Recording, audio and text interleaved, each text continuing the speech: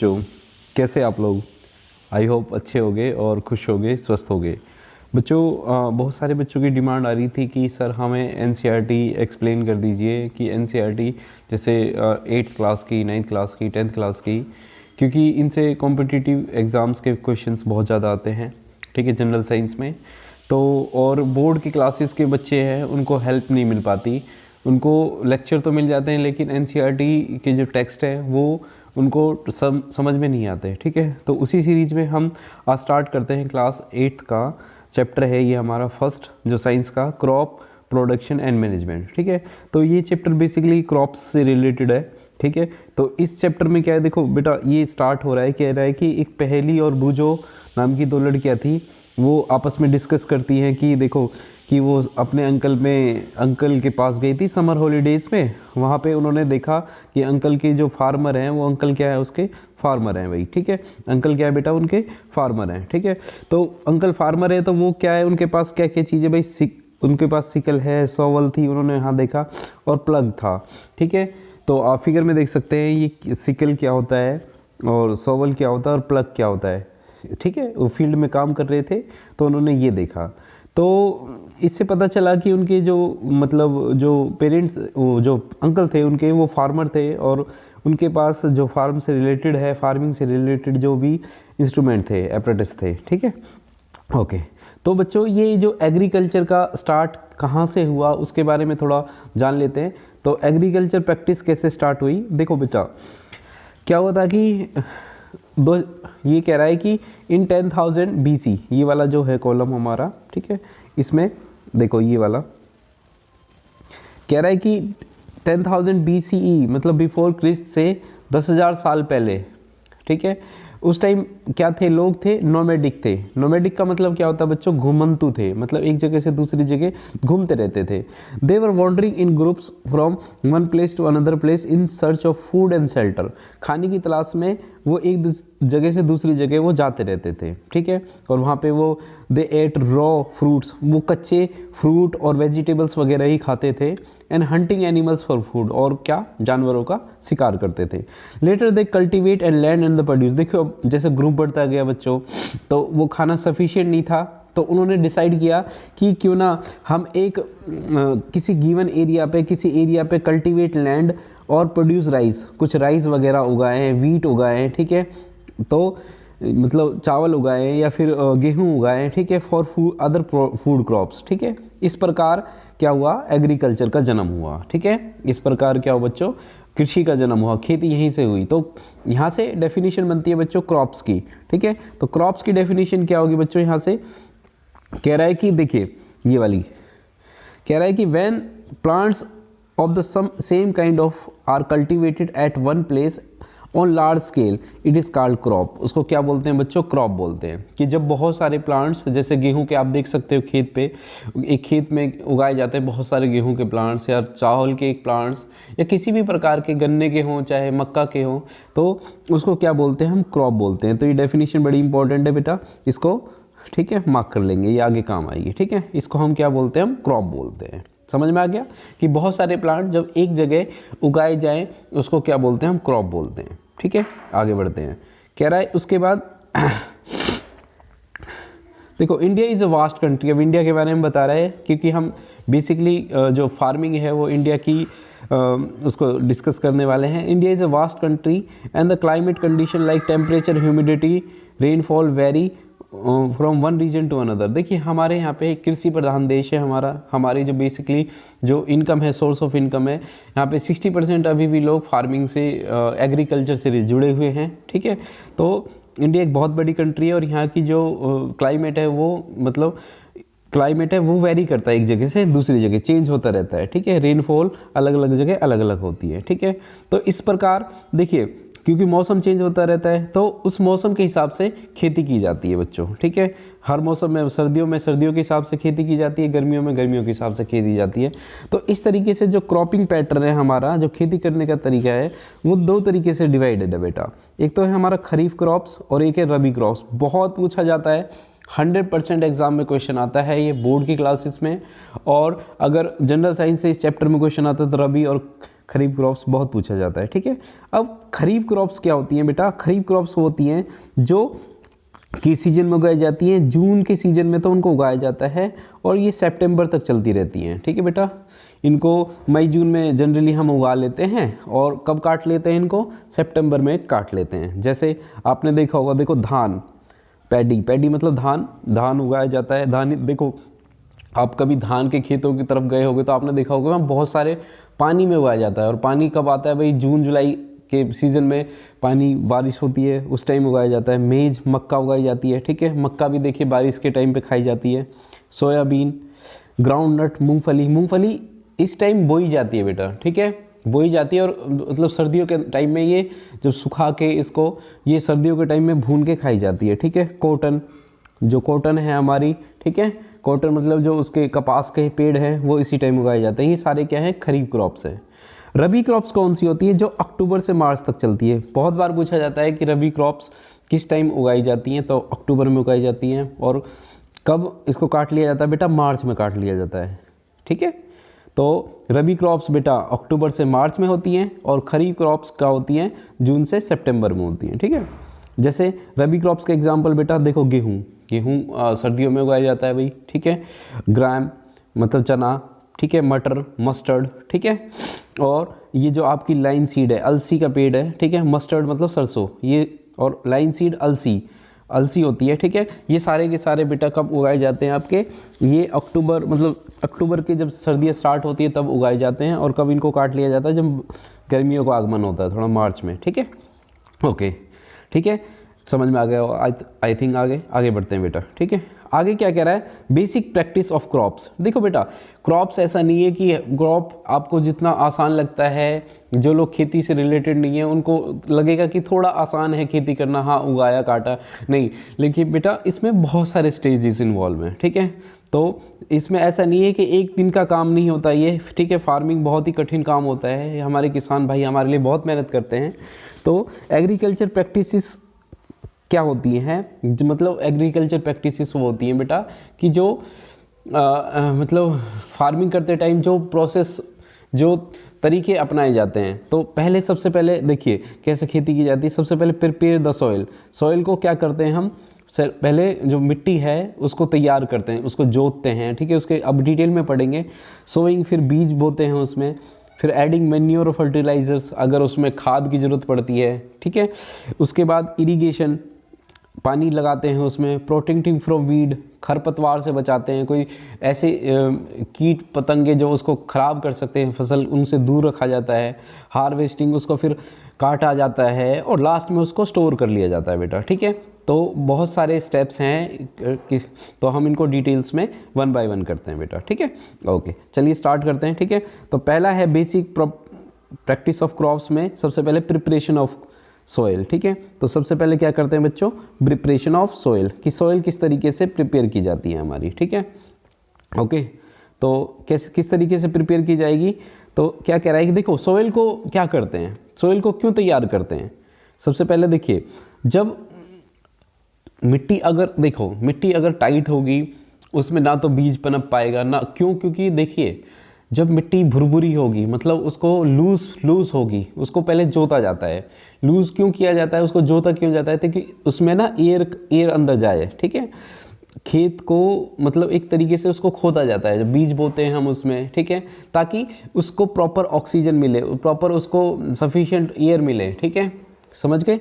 तो इसलिए क्या करते हैं, उसको खोदा जाता है, उसको सॉइल को तैयार किया जाता है, ठीक है। तो क्या कह रहा है कि one of the most important task in agriculture is to turn the soil and loosen it, ठीक है। उसको लूज़ किया जाता है, ठीक है, ताकि उसको एक बीज को एक अच्छा एनवायरनमेंट मिल सके, ठीक है। ओके, द लूज अलाउ के लिख रहा है कि the loose soil allowed crops to breathe easily, ठीक है, even in they go deep into the soil, ठीक है। भले ही कितने ही जो बीज है वो अंदर चला जाए ताकि उसको प्रॉपर अमाउंट में एयर मिल सके, ठीक है बेटा, और उसकी जो रूट है वो ग्रो कर सके, ठीक है, ठीक है, ठीक। और दूसरा एक बार कि लूजन सॉइल जो है helps in the growth of the environment, earthworms and microbes. देखो अर्थवॉर्म और जो माइक्रोब्स है वो भी अपने स्किन से बेटा, वो स्किन से सांस लेते हैं, हमारे जो अर्थवॉर्म होते हैं, ठीक है, और माइक्रोब्स होते हैं, तो उनको सांस लेने के लिए उनको भी एयर चाहिए, ठीक है। तो ये ऑर्गेनिज्म क्या होते हैं, हेल्प करते हैं बाद में ये, ठीक है, ताकि ये जो बीज के जो चारों तरफ जो छोटे छोटे माइक्रोब्स हैं उनको खा जाते हैं ये, ताकि एक जो हमारा बीज है वो प्रॉपर अमाउंट में ग्रो कर सके, ठीक है। तो इसलिए पहले खेत को जो है जोता जाता है, ठीक है बेटा, ठीक है। तो इसको किस तरीके से भाई तैयार किया जाता है, तो क्या कह रहा है, कह रहा है यहाँ से देखिए, कह रहा है कि the process of loosening and turning the soil is called tilling and plugging. तो जब हम खेत को जोतते हैं, ठीक है, उसको लूज़ करते हैं, उस प्रोसेस को क्या बोलते हैं बेटा, उसको टिलिंग बोलते हैं या फिर प्लगिंग बोलते हैं, ठीक है। प्लगिंग, उसको जोतना बोलते हैं जिसको, ठीक है, जोता जाता है उसको, ठीक है। तो किस तरीके से उसको जोता जाता है, तो सबसे पहले एक इंस्ट्रूमेंट है हमारा प्लग। देखो ये प्लग आप देख सकते हो, ठीक है। तो इस प्लग को देखिए बेटा, क्या होता है कि अब तो देखो जैसे ट्रैक्टर आ गए हैं, अब थोड़ा सा क्योंकि टेक्निकल हो रही है खेती हमारे, ठीक है। तो पहले जो किसान थे, अभी भी बहुत बड़े एरिया में इस तरीके से प्लगिंग की जाती है। तो 2 बैल के सहारे इसको, ये जो है हमारा इंस्ट्रूमेंट, ये है इंस्ट्रूमेंट, इसमें जो ये अलग अलग चीज़ें, ये जो है, ये दिख रहा है आपको, इसको इसके साथ बांध दिया जाता है, ठीक है। और ये जो लकड़ी का है इसको प्लग शाफ्ट बोलते हैं। ये प्लग शेयर होता है। यहाँ पे ना एक मेटल का बेटा, ये वाला है ना जो, इसमें ये मेटल का आपका होता है और ये इसके अंदर रहता है सॉइल के, ठीक है। जब इसको ये जो बैल हैं ये खींचते हैं तो ये क्या होता है, ये जुझता चला जाता है, लूज़ होता चला जाता है, ठीक है।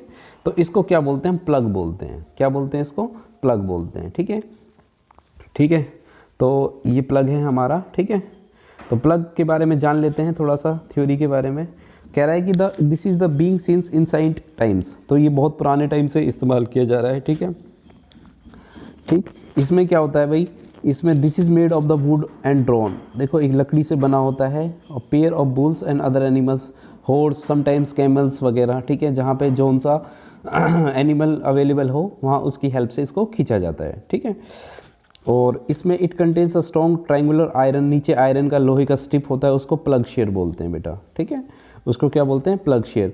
और the main part of the plug share is long log of would which is called the plug shaft. और उसको क्या बोलते हैं, जो प्लग शाफ्ट क्या होता है, मैंने बताया था, जो लंबा वाला जो रॉड है, ठीक है, जो प्लग शेयर से जुड़ा होता है हमारा, उसको क्या बोलते हैं, प्लग शाफ्ट बोलते हैं, ठीक है, ओके। आगे क्या कह रहा है कि आगे क्या कह रहा है, देखो, there is a handle, one end of the shaft and other hand is attached to the beam which is placed at the bull neck, ठीक है। अब दिखा देता हूँ मैं आपको, देखो ये रहा, ये है, इसमें एक ये तो इसके गर्दन पे आ जाएगा, देखो यहाँ पे, ठीक है। और ये वाला है जो,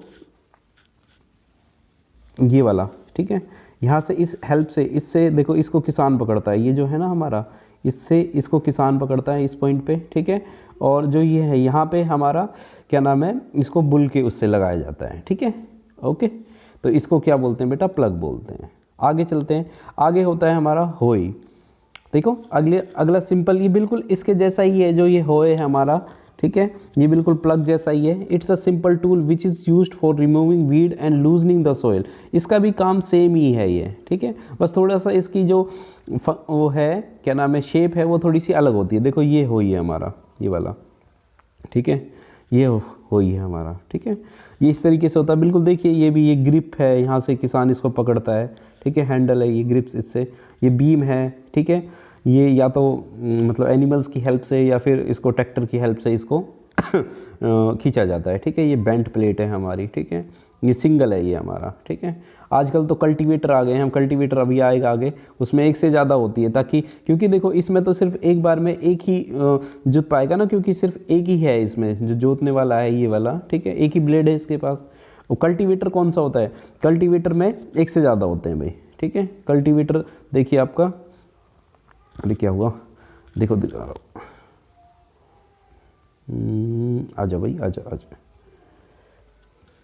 आ गया, ठीक है। तो इसमें तो सिर्फ सिंगल है ये हमारा। और कल्टीवेटर देखो, ये ट्रैक्टर के पीछे जो लगा हुआ है हमारा, ये हमारा कल्टीवेटर होता है भाई, ठीक है। ये जो है ना, देखो ये कल्टीवेटर है ये, ठीक है। आप देख सकते हो इसमें ये कल्टीवेटर है, और इसमें क्या नाम है, एक से ज़्यादा, ये देखिए 3-4 हैं इसमें, क्योंकि ट्रैक्टर तो एक मशीन है और उसको कोई ज़्यादा ताकत भी नहीं चाहिए उसको खींचने के लिए, तो वो आसानी से उसको खींच सकता है भाई। ठीक है, ओके, चलिए आगे बढ़ते हैं। ठीक है, कल्टीवेटर हो गया हमारा, नहीं हो गया। कल्टीवेटर में बता रहा हूँ, देखो ये रहा, कह रहा है कि कल्टीवेटर में देखो होई के बारे में बता देते हैं पहले। ठीक है, दोबारा से कह रहा है कि होई क्या कह रहा है, ये कह रहा है it is a simple tool which is use for removing weed and loosening the soil.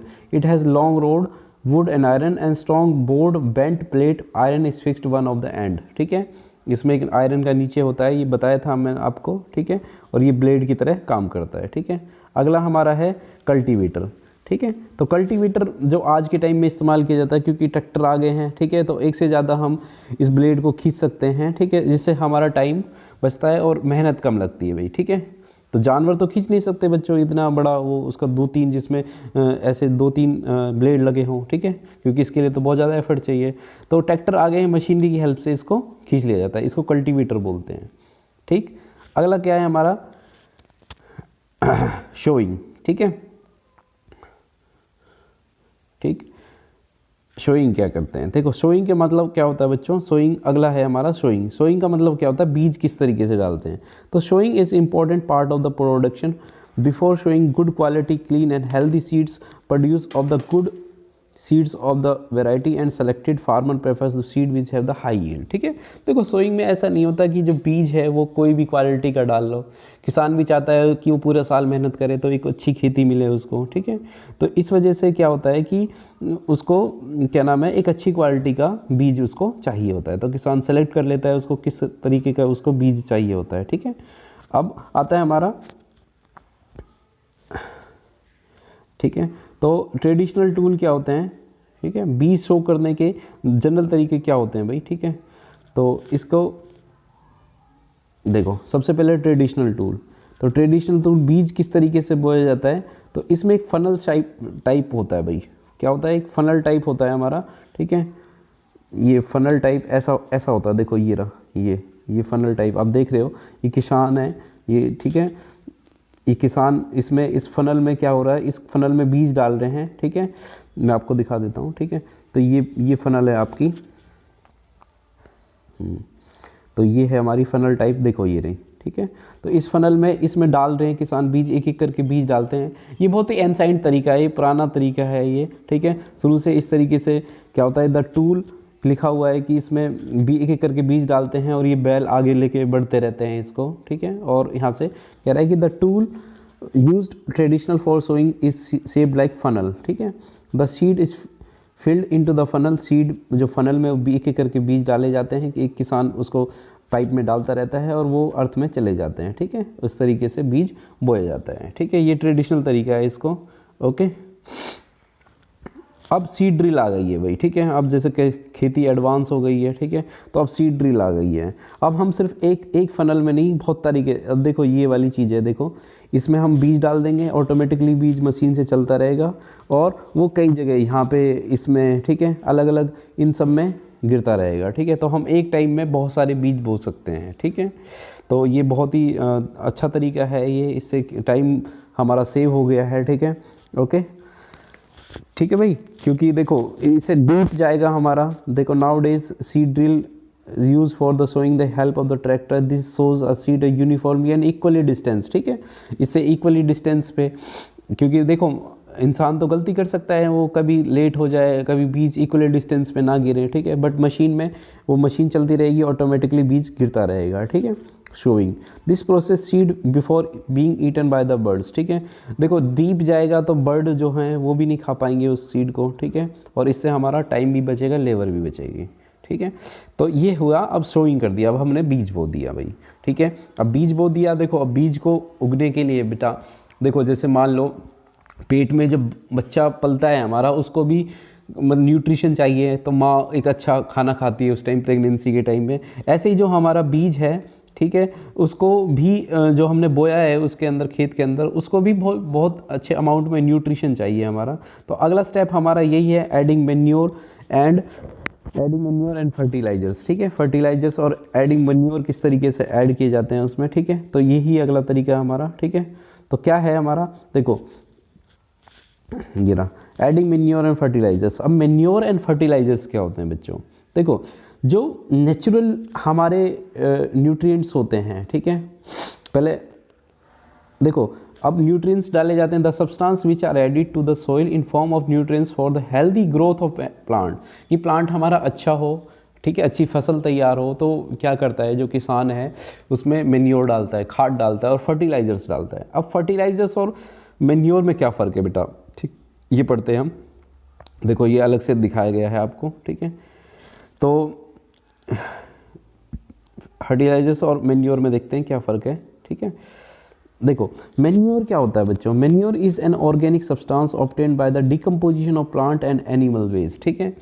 Animal waste से, देखो जैसे जिसको बोलते हैं गोबर की खाद जो होती है हमारी, जैसे उसको वो बहुत हेल्पफुल होती है, ठीक है, उससे बहुत सारे न्यूट्रिशन होते हैं। जैसे जानवर, देखो किसान जनरली क्या करता है जब खेती करता है तो उसके पास कुछ जानवर भी पालता है वो, ठीक है, भैंस होती है उसके पास, गाय होती है, बकरियां होती हैं, तो उनसे जो एनिमल वेस्ट होता है तो वो एक खाद का काम करता है उसमें, ठीक है।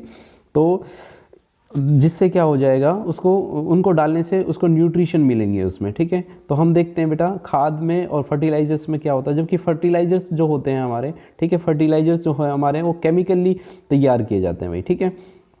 देखो फर्टिलाइजर्स क्या होते हैं भाई, देखो ये रहा, कह रहा है कि fertilisers are the chemical which are rich in particular nutrients. देखा होगा तुमने कभी, अगर खेती करते हो उनको तो पता ही होगा, उनको तो ज़्यादा बताने की जरूरत नहीं है। तो जो लोग शहर में रहते हैं वो शायद कम जानते हैं, फर्टिलाइजर्स बच्चे क्या होते हैं, जो यूरिया, अमोनियम सल्फेट खाद आती है, ठीक है, केमिकल की खाद आती है जिसके अंदर उसके अंदर जो न्यूट्रिशन है वो डाले जाते हैं, ठीक है। बहुत बार ये पूछा जाता है आपसे, देखो ये जो NPK है हमारा, ठीक है, NPK का मतलब क्या होता है, नाइट्रोजन फास्फोरस, K मतलब पोटेशियम होता है हमारा, ठीक है। NPK पूछा जाता है कि जो मेन जो चीज़ है, एसेंशियल चीज़ है प्लांट के ग्रोथ कर लिए, सबसे बेसिक एसेंशियल की क्या चीज़ चाहिए, NPK, याद रखेंगे इस चीज़ को, NPK मतलब नाइट्रोजन, फास्फोरस, K मतलब पोटेशियम, ठीक है। तो ये चाहिए होती है, तो ये मिलती हैं बेटा किससे, फर्टिलाइजर से, ठीक है। मेन्योर में ये होता है कि थोड़ा क्योंकि लिमिटेड न्यूट्रिएंट हो सकते हैं उसके अंदर, ठीक है, बट वो नेचुरल होती है, ठीक है। उसको जिसको खाद जो नेचुरल डालते हैं उसी को बोलते हैं हम ऑर्गेनिक फार्मिंग। आपने देखा होगा कि आजकल ऑर्गेनिक फार्मिंग का कल्चर काफ़ी ज़्यादा चल रहा है। तो ऑर्गेनिक फार्मिंग क्या होती है, उसके अंदर फर्टिलाइजर्स नहीं डाले जाते, उसके अंदर क्या डाले जाते हैं, मेन्योर डाले जाते हैं। देख लीजिए अंतर देखते हैं भाई, फर्टिलाइजर्स और मेन्योर में क्या अंतर है। देखो fertilisers is man made inorganic salt, ठीक है, फर्टिलाइजर्स हमारे इनऑर्गेनिक साल्ट होते हैं, जबकि मेन्योर क्या होता है, वो नेचुरली हमें मिलते हैं decomposition of cattle Dang and plant residues, ठीक है, प्लांट से मतलब जैसे पत्तियां हो गई, ठीक है, उनको इकट्ठा कर लिया एक जगह, और प्लांट्स जो होते हैं हमारे, और जो कैटल डंग होता है, गोबर होता है, उसको इकट्ठा कर लिया जाता है एक जगह, और बाद में कुछ दिन बाद डिकम्पोज होकर खाद की फॉर्म में बन जाता है, ठीक है। It is prepared in factory, जो फर्टिलाइजर्स हैं वो कहाँ बने जाते हैं, वो केमिकल होते हैं, तो सीधी सी बात है वो इंडस्ट्री में, फैक्ट्रीज़ में बनता है। मैन्योर फील्ड में कहीं भी तैयार किया जा सकता है, ठीक है। Fertilisers does not provide any humus to the soil, ठीक है, इसके अंदर क्यों कोई भी ह्यूमस नहीं होता भाई। ह्यूमस मतलब जैसे लाइक ये केमिकल इनऑर्गेनिक साल्ट होते हैं, इसके अंदर कोई भी लिविंग बींग्स नहीं होते हैं, माइक्रो ऑर्गेनिज्म नहीं होते, ठीक है, ओके। जबकि इसके अंदर मैन्योर के अंदर छोटे छोटे माइक्रो ऑर्गेनिज्म होते हैं, वो हेल्प करते हैं उसकी, ठीक है, हेल्प करते हैं प्लांट की ग्रोथ के लिए, ठीक है भाई। नेक्स्ट है हमारा fertilisers are very rich in plants nutrition. देखो फर्टिलाइजर्स क्या किस में रिच होते हैं, नाइट्रोजन, फास्फोरस और पोटेशियम। मैंने बताया था आपको NPK एक इम्पॉर्टेंट टर्म है, ठीक है, वो कहाँ से मिलती है हमें, वो फर्टिलाइजर से मिलती है, ठीक है, जबकि मैन्योर में NPK कम मात्रा में पाया जाता है, ठीक है। बट देखिए इनऑर्गेनिक जो है उसके कुछ डिसएडवांटेज भी होते हैं, ठीक है, केमिकल चीज़ें, तो इसलिए हम बहुत सारे लोग इनऑर्गेनिक चीज़ों की जगह ऑर्गेनिक खाना पसंद करते हैं, क्योंकि वो देखो रिलेटिवली उसमें कम स्ट्रेंथ तो होती है NPK की, बट वो काफ़ी हेल्पफुल होता है, उसके अंदर वो नेचुरल होता है, तो उसके साइड इफ़ेक्ट्स भी नहीं होते। उसमें जो फील्ड में जहाँ पे मैन्योर डाले जाते हैं उससे पैदा होने वाली जो मतलब खेती में जो प्लांट्स उगते हैं, जो हमारी क्रॉप्स उगती है, वो काफ़ी फ़ायदेमंद होती है, ठीक है, क्योंकि उसके अंदर कोई केमिकल तो नहीं होता, तो वो अच्छी मतलब बॉडी के लिए सही होती है, उसके कोई केमिकली रिएक्टिवनेस नहीं होती भाई, ठीक है, साइड इफ़ेक्ट नहीं होते हैं, ठीक है बच्चों। एडवांटेजेस ऑफ मैन्योर, ठीक है, अब यहाँ बताया भी गया है कुछ एडवांटेजेस हैं हमारे मैन्योर के, ठीक है बच्चों। क्या एडवांटेजेस हैं, देखो कह रहा है कि the organic manure consider better than fertilisers. का है भाई, क्यों मैन्योर अच्छा है फर्टिलाइजर से? कह रहा है it enhance the water holding capacity of soil, ठीक है, नेचुरल है तो ये वाटर होल्डिंग मतलब पानी इसमें ज़्यादा अमाउंट में स्टोर कर सकता है ये। It makes the soil porous due to the exchange of gases become easy, ठीक है, और ये थोड़ा भुरभुरा सा होता है खाद, तो इसलिए क्या होता है पोरस मतलब छोटे छोटे छेद होते हैं जिससे एक्सचेंज ऑफ गैस मतलब जो, क्योंकि देखिए ऐसा नहीं है कि प्लांट सिर्फ उससे पत्तियों से सांस लेता है, प्लांट्स रूट से भी एयर एक्सचेंज करता है बच्चों, ठीक है, तो इसलिए जो मिट्टी है वो थोड़ी भुरभुरी रहनी चाहिए हमेशा, ठीक है, तो इसलिए जो खाद डालते हैं वो हेल्प करता है उसको पोरस मतलब छोटे छोटे छेद गैस एक्सचेंज में हेल्प करता है, ठीक है। It increase the number of friendly microbes, ठीक है, और ये क्या करता है जो हेल्पफुल माइक्रोब्स हैं, मैं बता रहा था आपको कि बहुत सारे छोटे छोटे माइक्रोब्स हैं जो हेल्प करते हैं उस प्लांट की ग्रोथ को, तो उसको उसमें ज़्यादा होते हैं। It improves the texture of the soil की क्वालिटी को बढ़ाता है भैया, ठीक है। तो बच्चों ये तो था हमारा फर्स्ट पार्ट, ठीक है, क्रॉप्स का, जिसमें आज हमने पढ़ा सबसे पहले कि जो हमारे प्लगिंग कैसे करते हैं, कुछ 3 स्टेप, ठीक है, उसके बाद हम सोइंग कर रहे हैं, बीज बो रहे हैं, ठीक है, और थर्ड स्टेप था हमारा क्या था भाई कि उसमें मैन्योर और फर्टिलाइजर्स डाल रहे हैं, ठीक है, उसके अंदर जो न्यूट्रिशन डाल रहे हैं, ठीक है। तो बाकी का स्टेप हम करते हैं नेक्स्ट स्टेप में। आई होप समझ में आ गया होगा आपको चैप्टर, ठीक है। तो ठीक है बच्चों, अगर आपको वीडियो अच्छी लगी तो लाइक कीजिए और सब्सक्राइब कीजिए हमारे चैनल को। थैंक यू बेटा।